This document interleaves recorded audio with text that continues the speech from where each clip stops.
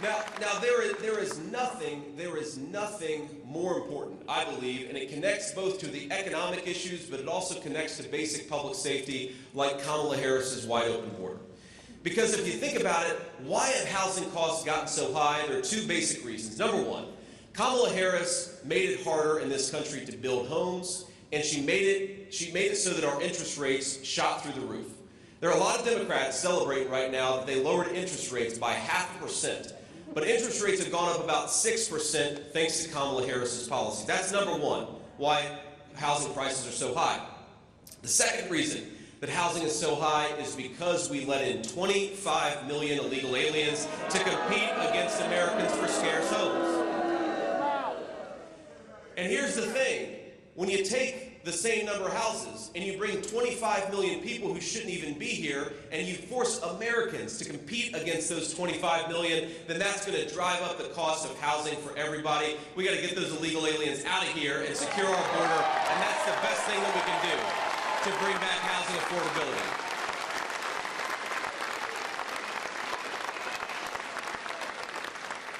Now, we've seen this, by the way, in the state of Ohio. We've seen this in multiple communities across the country.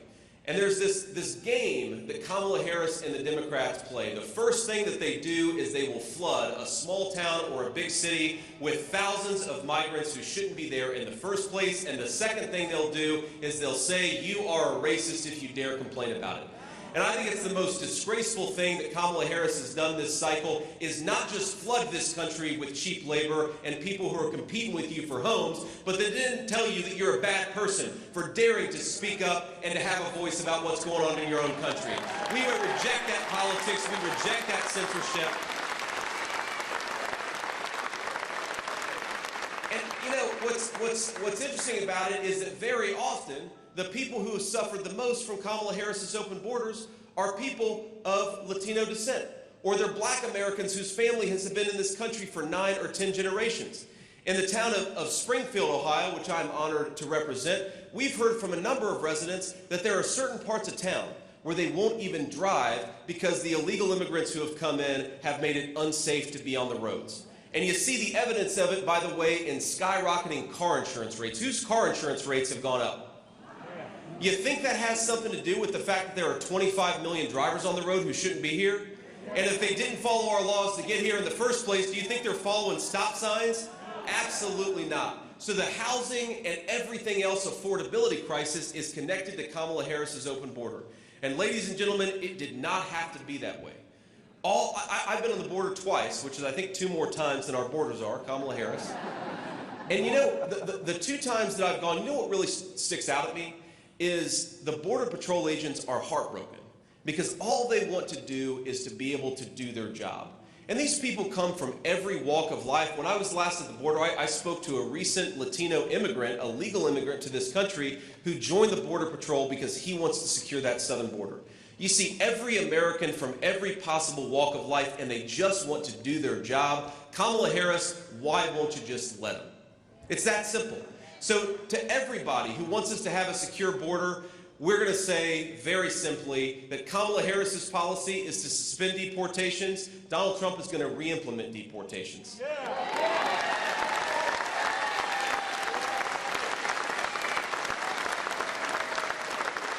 Kamala Harris's policy is to decriminalize all illegal immigration. Donald Trump's policy is to enforce the border and build the wall.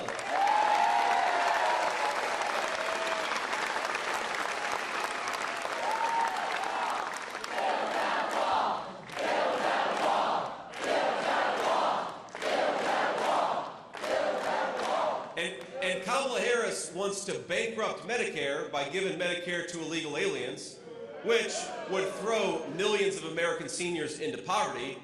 Donald Trump's answer is to send people home who came here illegally. It's that simple. Our message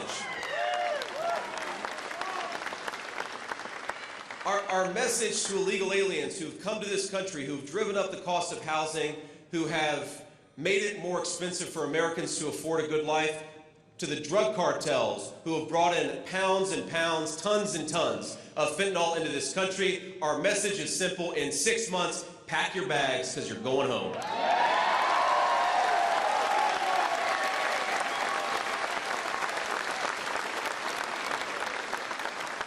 And let me just leave us there because I want to talk a little bit about public safety, because of course the border issue is so connected to our public safety, but it's not the only reason why we've had rising violent crime rates in this country under the policies of Kamala Harris. Now, just think about this. At the RNC convention, you all probably saw this wonderful young mother, beautiful woman with a handsome, probably 14-year-old kid who talked about her 14-year-old son dying of a fentanyl overdose. And how did he die of a fentanyl overdose? He died because he did what a lot of teenagers in this country do. He made a mistake, and that mistake was laced with fentanyl, and it took his life. And I remember after that woman's testimony, which was the most powerful thing I saw at the entire national convention, after that woman's testimony, there were a lot of these, online social media trolls who attacked this woman for daring to speak about what was going on in the country and for daring to talk about her son. And they say nasty, hurtful things like, well, why was your son taking something bad in the first place? And I remember one thinking, what a disgusting person to say that to a young mother who just lost a child. But more importantly, don't all of us want our children to grow up in a country where they can make childhood mistakes and not have it claim their life? I'm the father of a 7-year-old, a 4-year-old, and a 2-year-old. And as every parent will know, kids, especially teenagers, don't do everything that you want them to do. In fact, my 2-year-old doesn't do everything I want her to do.